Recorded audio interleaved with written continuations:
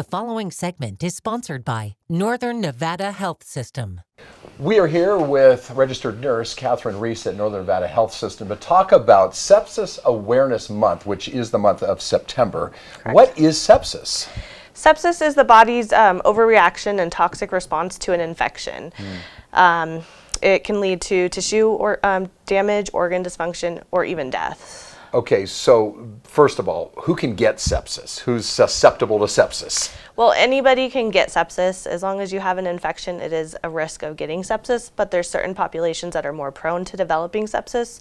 Those would be the very young, such as infants, the elderly, anybody with a chronic medical illness, or if you have a weakened immune system. What would be a chronic medical illness type thing? What sorts of categories tee people up to be susceptible to sepsis? Yeah, so definitely like with the immunocompromised, if you have cancer, your immune system isn't working as well. Diabetes, hypertension, chronic heart failure, those sorts of things. What about high blood pressure? Yeah, hypertension. That's the same thing. Okay, yeah. Got it.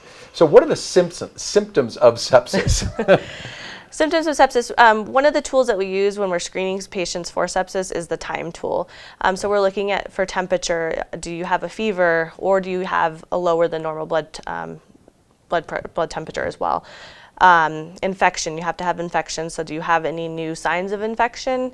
M is for mental decline, so anything such as confusion, difficulty to wake up, sleepiness, and then E is for extremely ill. So are we having extreme pain, discomfort, shortness of breath, those sorts of things. So time is the acronym, and you as medical professionals ask that question of the would-be patient. Are you experiencing these four things, and how severe are they?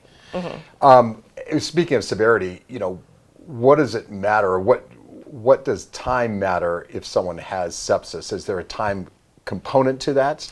Yeah, absolutely. It's a medical emergency, so time's super important with sepsis.